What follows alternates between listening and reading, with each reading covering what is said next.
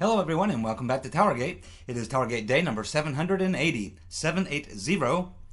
May the 13th, 2019, Monday. Thank you so much for tuning in.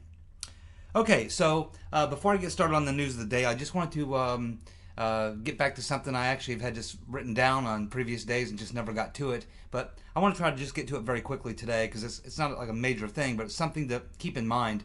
Because we focus so much here on the FISA warrant, on Carter Page, and the dossier, and the human spies, and the agent provocateurs, and all these sorts of things, we forget that there was many national security letters that were also used in 2016.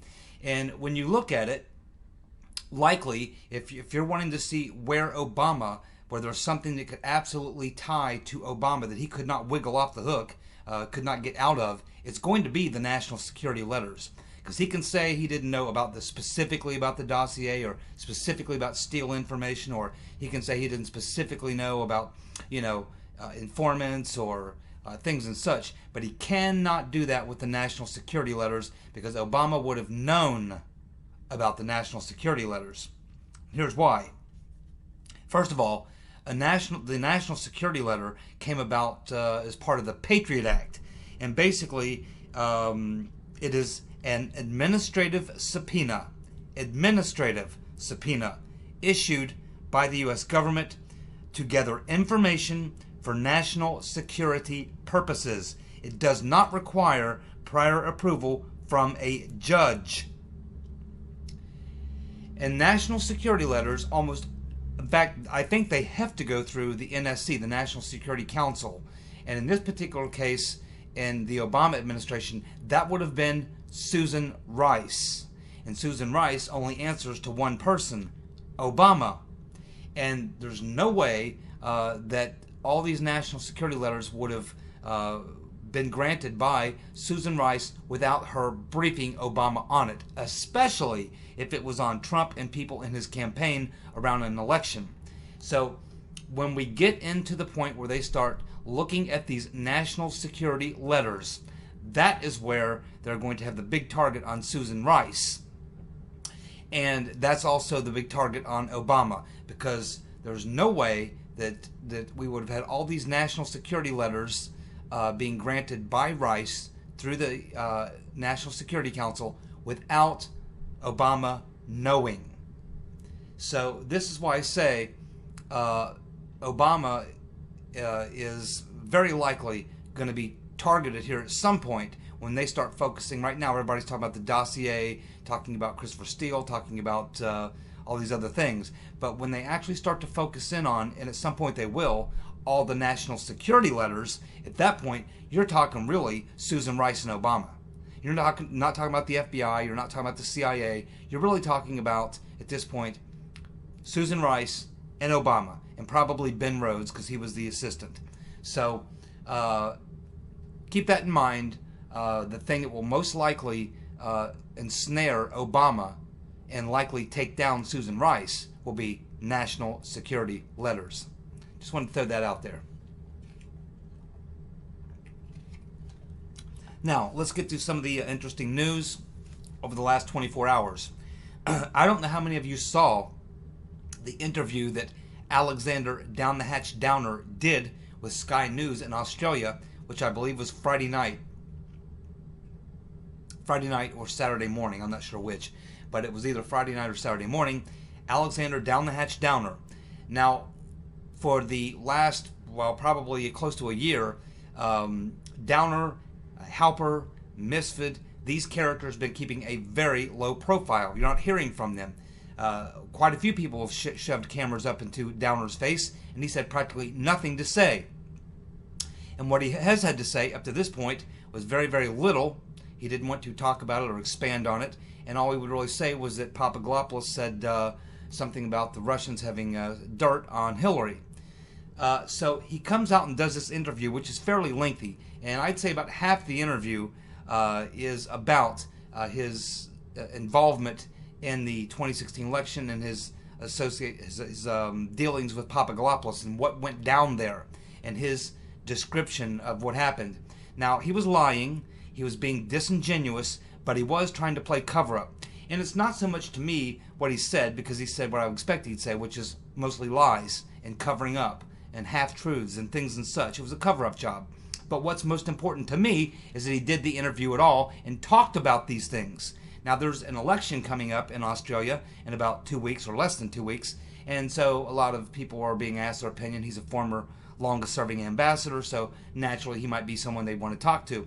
But obviously, I don't think that that's the reason he did this interview. So what this tells me is that here we have Papadopoulos running around, selling his book, doing all kinds of interviews, and he continues to make this point, and he especially put out a tweet saying that Alexander Downer was going to be, found to be a spy working for working with Western intelligence to participate in framing him, setting him up.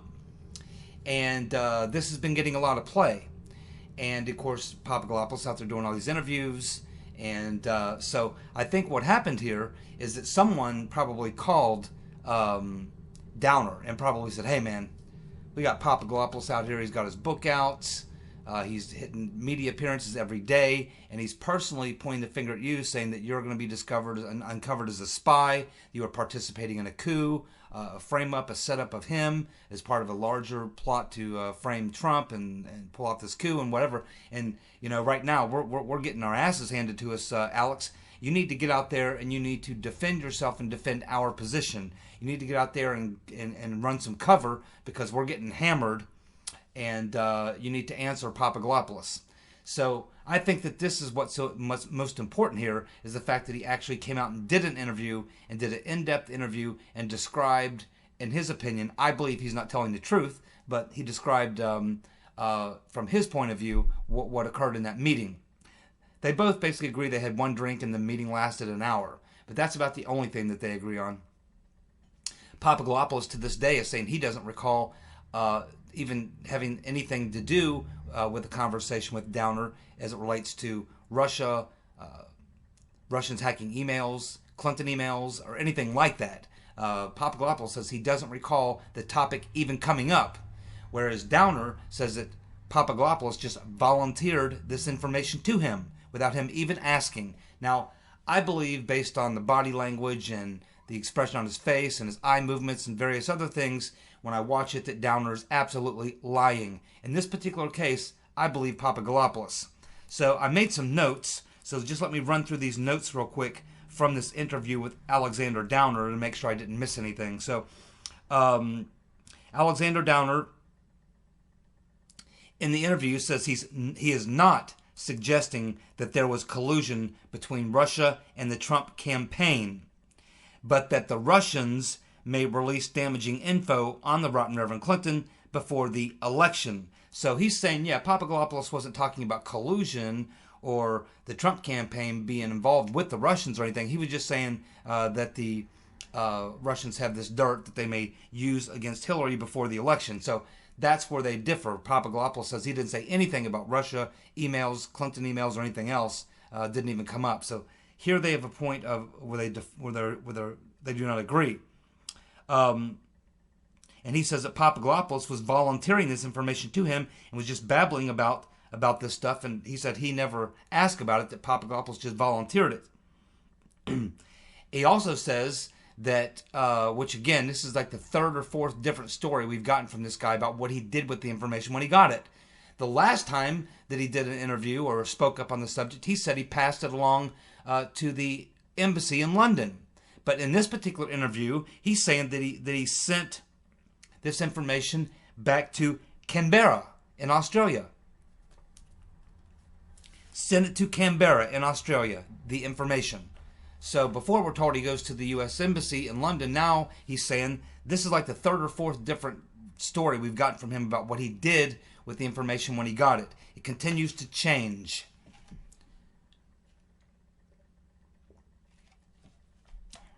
He also says that the idea that he would participate in some sort of a setup is absurd. And then he goes on to explain why, and he says that he's a former foreign ambassador and that he would not be used as a spy. he says that's just not how things work. I was just an ambassador. I was like a diplomat. Diplomats and don't get involved in spying. Blah blah blah blah blah blah. Total bullshit. Total bullshit. Most diplomats are spies. Not only that, he failed to mention the fact that he worked for a private intelligence firm, Hackloot, in London. Hackloot worked for them and was even on the board. After he was forced to resign from there because he was taking an official office, he still remained on the board at Hackloot and still attended functions at Hackloot. He's got a deep history of being involved with intelligence. He never mentioned a single word about the fact that he has a close relationship with the Clintons, knows them quite well, and in fact made a very large donation on behalf of the Australian people to the Clinton Foundation. He says he was not working for anyone, not the FBI or intelligence services. And he said any intelligence services. So again, I think he's probably lying. Maybe he wasn't working for them, but he was certainly participating because he didn't just accidentally have this meeting with Papadopoulos. He never told the interviewer, nor did the interviewer ask why. He just decided to have this interview or this meeting with Papadopoulos. I mean, he's a high-level senior diplomat. Why would he even know about Papadopoulos? Why would he be even interested in this very low-level type person? He never explains that, and he's never asked. And of course, again, he says that he gave the information regarding his conversation with Papadopoulos to the Foreign Affairs group in Australia. That's what he says. The last time he said that he passed along to the embassy in London. So, again, this is typical of people like Downer who lie for a living. They tell so many lies they can't remember what lies they told. But then, the funny thing about this interview is this is what he says at the very beginning of the interview. Oh, the idea that I'd be working with spies. I was a diplomat. We don't do spying. That's what spies do. We don't, people don't understand how this works. Blah, blah, blah, blah, blah. And then literally about 10 minutes later, he goes off into talking about things like, well, when Papadopoulos told me that, of course, being a member of the Five Eyes intelligence, I was obligated to pass this information on through our intelligence people. So he literally starts the interview by talking about how he has nothing to do with intelligence. He doesn't do spying, nothing about that. And all of a sudden, 10 minutes later, now he's deeply knowledgeable about intelligence, how it works, and all these sorts of things. And he was concerned, and he's part of Five Eyes intelligence. It was his obligation to pass this material on through the intelligence services, and blah, blah, blah, blah, blah. The whole thing really kind of does a 180 flip on his entire narrative of himself. He was asked if he taped Papadopoulos, if he taped or recorded him, and he said he did not. And then when the interviewer said, yeah, well, Papadopoulos says you were holding the phone up and stuff, he says that he was probably reading text messages. But he says he did not make a recording, he says he does not think Trump colluded with Russia. Now, there's another interesting thing that happens through this interview is although he doesn't like Trump, and he admits he doesn't like Trump's style, he's basically praising Trump's policies on trade with China. He's praising Trump's policies on specifically he was talking about China, but also the NATO, making Europe pay their fair share to have stronger defense in Europe against Russia or whatever. So he was actually praising Trump's policies. And I'm sure that he was also told to do that because right now Australia knows that they're on Trump's shit list and they're trying to get back on his good side. And so they're probably saying, yeah, when you go out there, Downer, and you try to defend yourself and defend the coup plotters, do everything you can, too, to try to patch up things with Trump. Say how much you like his policies and this and that and the other thing, and kind of praise him, and let's try to do what we can there. So you can tell that his entire thing was set up. They wanted him on that show. They wanted him to say what he said. He had two main things I think they wanted him to do. And number one was to talk nice about Trump. And number two was to defend him and the Australians' position and what they did in regards to the coup in 2016, like everyone else. And then when they started talking to him about specifically about the reporter said, well, the Attorney General over there said the spying did go on. At which point Downer got a little rattled at that point on that particular statement because he'd been denying it. And then he kind of got rattled and said, well, there may have been some incidental, intelligence or spying or something may have gone on. But he said that's typically, not the FBI. I mean, that's not what the FBI does. That's more like what the CIA does. And then he started kind of babbling about the role of the FBI versus CIA. Clearly, I could tell that he doesn't know much about like the FBI, the CIA, or else he was playing dumb. He doesn't seem to know much about domestic politics and things and such. I mean, he's an Australian who spent most of his career in London. So I don't think he's all that up on things, to be honest with you. The idea that the FBI doesn't do intelligence work is crazy. I mean, the FBI has a large intelligence network. They do a lot of intelligence, counterintelligence, and everything else. In fact, they do all the domestic intelligence stuff. The CIA is not permitted to conduct intelligence operations inside the U.S., even though in 2016 they did. They certainly did. They got involved in domestic spying in the U.S. in 2016, and that's why Brennan is in so much trouble. One of the reasons.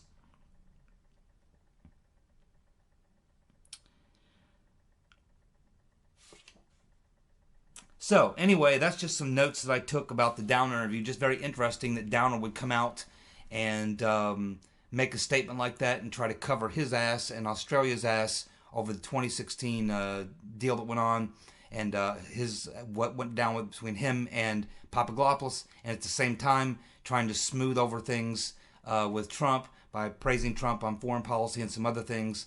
So very interesting. You may want to watch that interview. Just go to YouTube and type in Alexander Downer, and you'll see the interview. It's right there. Okay, let's move on. Roger Stone is challenging the Department of Justice to produce evidence that the Russians hacked the DNC servers. He has filed 2 motions. The first motion is a motion to compel.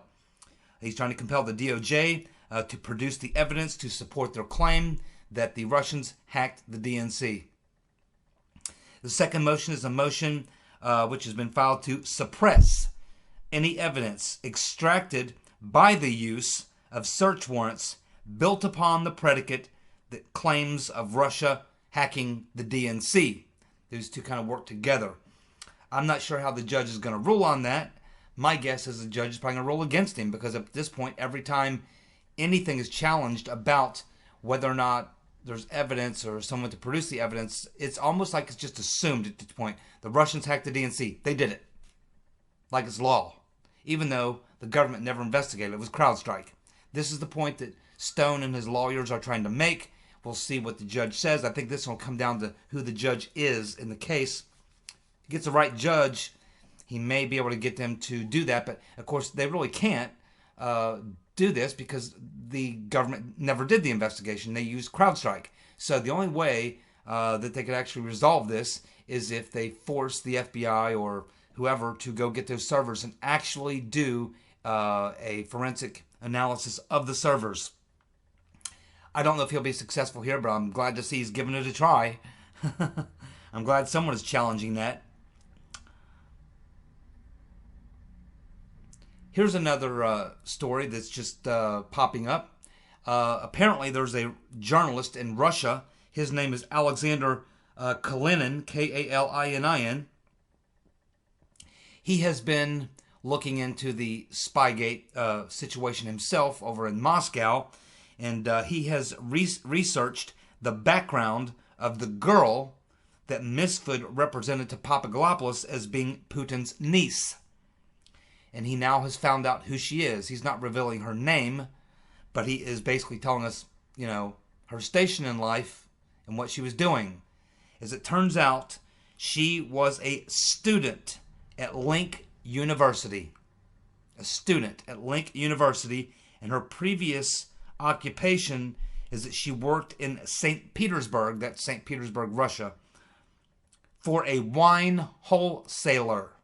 She worked for a wine wholesaler in St. Petersburg, Russia, and then she went and attended Link University. I assume she wants to become a cop or a detective or intelligence person or something. So she's a student at Link University, and that is where Misfud recruited her. to pose as Putin's niece in that meeting with Papadopoulos. Name not released, but at least we know something about her. Well done. Now, as most of you are watching, unfortunately, watching the liberal media from time to time, you see a few videos, I'm sure, just like I do. I don't sit around and watch it. I have to watch it sometimes. But when you do see clips and stuff like that, what you notice is that the Democrats and the liberal media outlets keep up this talking point that the dossier was raw intelligence. Raw intelligence. This is what they fall back on in the narrative. They're fools. They are fools. It's going to come back and bite them. Because once it is proven, and it pretty much already has been, that the dossier was used to get FISAs and to launch counterintelligence operations, at least 5 different ones according to John Solomon, then they are going to be screwed. They are going to be screwed. And it's almost like the dossier seems to be legitimate when it serves the narrative that they're working on at that time, but then when it doesn't serve the narrative, they flip the script and say, well, it was just raw intelligence. When they need it to be legit, it's legit. When they want to draw questions about it, oh, it was just raw intelligence. But ultimately, it's all going to come back to bite them in the butt, because we're going to find out that that this mosaic that Comey describes that they used to get the Carter Page FISA warrant wasn't a mosaic at all. It was Christopher Steele information. It was the dossier and the Michael Isikoff story, both sourced by Steele, and Comey knew it. And that's why it's going to come back and bite him in the butt, because they keep saying, well, it was raw intelligence, raw intelligence. Yeah, it was raw intelligence. And if it was raw intelligence, then how was it used to get FISA warrants and launch at least 5 different investigations? Uh-oh. Now, that's about the time they will come back and say, well, it's all true. I mean, it has been researched. It's been researched, and most of everything in that dossier has been found to be true. I swear, you literally can watch CNN, and that's what they'll tell you. MSNBC, they'll have people come on there and say, oh, yeah, well, the dossier, oh, yeah, I've checked it out, man, it's good, it's all good, it's almost all true. There's a few things questionable, the PP-gate, but everything else, it's just about all true. These are people who've never even read it. I can assure you of that. Which is nothing more than propaganda. These people, that literally is propaganda, like Soviet-era, you know, the stuff I used to listen to when I was in the Army. We used to monitor a Soviet propaganda, the Radio Moscow. We used to sit and listen to it. It's probably still on the air. By the way, if you have single sideband, that's frequency 00.714.00.000. Radio Moscow. Broadcast first in Russian, then in English, then in a couple other languages. So there you go. Now, let's see.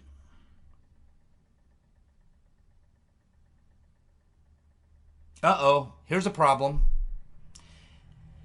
Kathleen Kvalick's notes say that Steele told her that his source for the PP-gate story was a high-level source in the Kremlin. Problem. The dossier says that the source was several of the staff members at the hotel where Trump stayed. That would have been the Ritz-Carlton in Moscow. Uh-oh, what does that tell us? Well, it tells us Steele wasn't the author of the dossier, just as I've been saying for a long time. Because if Steele was the author of the dossier, and this was actually his story and his contacts and all his stuff, then he probably wouldn't have gotten it so far off. But here we have Steele telling Kvalick when he's there in her office on October 11th, 2016, that the source for the PP-gate story is this high-level source inside the Kremlin. High-level source inside the Kremlin. As if Christopher Steele would even have a high-level source inside the Kremlin. Like they'd even talk to him. They know exactly who he is. But then, if you read the dossier, it says it was hotel staff at the Moscow Ritz-Carlton. Uh-oh, somehow Chrissy Steele is going to have to explain that one. He's got a lot of explaining to do.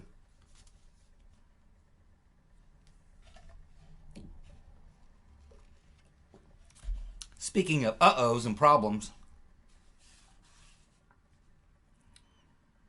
in the second paragraph of the Carter Page FISA warrant, it states that the information for the warrant came from the State Department.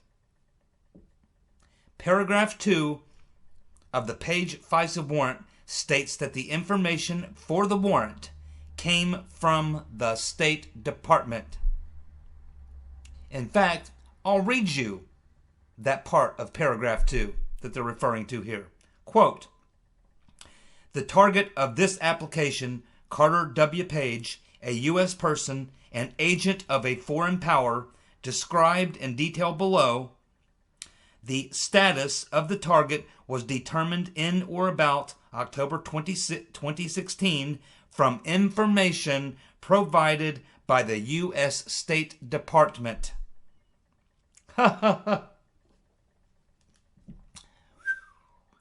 Now, as many of you know, I've talked a lot about the six-agency or multi-agency task force.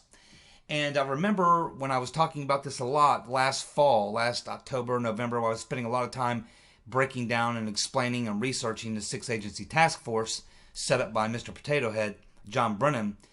I remember talking about the fact that it pulled all these top agencies, the DOD, the Special Division of the FBI, the DOJ NSD, the Treasury Department, all these six agencies. But I wondered at the time why they left out an agency that should certainly have been in the mix, because they're the agency that deals with international affairs, and that would be the State Department. The State Department was the one major agency that you would think would have been part of the multi-agency task force that wasn't. Well, I think now we know why they chose to leave the State Department out of the multi-agency task force. Because the other six agencies were all plotting to put together the plan, but they needed an outline. They needed a separate someone outside the loop that they could, who would know what was going on, that they could pipeline the information, the propaganda, the lies to. So if the State Department would have been involved in the multi-agency task force, they would have known everything that was going on, and you wouldn't have been able to pump the stuff through them. So by keeping the State Department out of the loop, they were able to use the State Department to pipeline their information through it into the FBI. Now it all makes sense.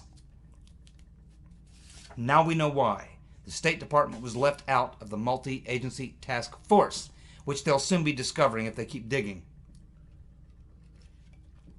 They're trying to figure out how to tie. They're trying to figure out right now. I hear Nunes and all these people. They're like, so we had all this stuff going on, all these various departments. But how did it all? How did the FBI get into the CIA, and how did the CIA get into the State Department? How did all this happen? That's because they haven't discovered the multi-agency task force yet. But as soon as they do, then they'll understand how all these agencies were able to pollinate with one another, essentially, and do crossover and work with one another. It's because Brennan set up this six-agency task force where all this stuff was able to interlap and cross over and interweave together. And again, they left the State Department out so that they could be the pipeline that they could run stuff back into the FBI. That's exactly what happened. Well done, me. Now, Dumbass of the Week. The last, probably 4 or 5 Dumbasses of the Week have been super, super close competitions. Literally, 2- and 3-way ties for first and second place. Very, very close, sometimes separated by 1 or 2 votes. Not this week. This week, the winner was overwhelming. In fact, the winner this week got more than 3 times the number of votes than the second place, than the runner-up. That's how popular this week's Dumbass of the Week was. Now, my pick for Dumbass of the Week this week was Comey. So why don't we go through the tally here and see who the winner was for Dumbass of the Week. Okay, I think Chevy Van got his vote in just before I went to do this video. So I did catch you, Chevy, and I do believe that you picked Comey, if I remember correctly. Patty, she went with Christopher No Shit Sherlock Ray, Comey, and Burr. Well done, Patty. Oregon, he's going with Comey. Carl, Christopher No Shit Sherlock Ray, Comey, and Barr. Walker on the Hill went with Comey. Hujatola chick, Johnny Ketchup. Johnny Ketchup. Iowa Russian Stormy Deplorable Bot went with Comey, the Rotten Reverend, and Nadler. Yes, Nadler. Any of these guys are worthy, by the way. All these guys are worthy. Jeanette went with Comey, Nadler, and No Shit Sherlock Christopher Wray. Larry went with Comey. Yes, Larry, I'm with you this week, my man. Dennis Shaw, Comey. Sherman, Comey. Amy Burley went with Nadler, Comey, and Madam Botox. Alan, Comey. Fern went with AOC over her garbage disposal comment. Yeah, I'll tell you, if you're just looking at pure dumbass, that might be probably pure dumbass of the week right there, but there's some other factors involved, and that's why Comey's doing so well. But yeah, Fern, you're absolutely right. That's beyond crazy. Thanks so much, Fern, for that contribution. Gene went with Burr, Ray, and Nadler. Douglas went with No Shit Sherlock Christopher Wray, Burr, and Comey. Susan went with Comey. Jeffrey Ocasio-Cortez, the wild-eyed commie. Sue Zung went with Alyssa Milano. I don't know that Alyssa Milano has never won. I think she's probably been nominated, but I don't think she's ever won. But someday she might. She's pretty stupid. Let's see. Linda went with Comey. Peter goes with Comey, No Shit Sherlock Christopher Wray, and the wild-eyed commie. Mary going for herself. Mary says herself for being expected to believe all the bullshit she's told to be true. Pretty much. I summarized that myself. Yeah. Very well done, Mary, for being expected to believe all the crap that's being dumped on us. You're absolutely right. Rocky. For him, it's the liberals in Colorado who got punked by the students over gun control. Yeah, very, very well done, Rocky. Good point. Jonathan goes with Comey, Baker, and Burr. Wow. Unbelievable. The tally this week, as I'm sure you've probably already figured out, winning overwhelmingly with a huge percentage of the vote. Literally, let's see, 5, 10, 15, 18, the next closest competitor. Yeah, I mean, almost 3 times as many votes as the second place finisher. James Comey, the former director of the Federal Bureau of I'm With Her, takes first place this week. And I'm pretty sure it could be anything he said in that last interview, but saying that the FBI doesn't spy, it investigates, is maybe the stupidest comment I've ever heard a FBI person say. That's just absolutely stupid, beyond belief. So yes, Comey wins the honors this week for Dumbass of the Week. We have Christopher No Shit Sherlock Wray. Christopher No Shit Sherlock Wray. I believe that's the first time he's ever finished in the top 2. Well deserved, by the way. And coming in not too far behind Christopher Wray, we have Burr. Yes, that's right. The turncoat and the most corrupt committee in Congress, the Senate Intelligence Committee, subpoenaing Trump Jr. when the entire thing's over. I'm not sure he's trying to please or what his game is, but this guy is an absolute disgrace. An absolute disgrace. Comey, Wray, and Burr, Dumbasses of the Week. Thank you so much for tuning in. I'll be back tomorrow with more TowerGate. You guys have a good night. See ya. Bye.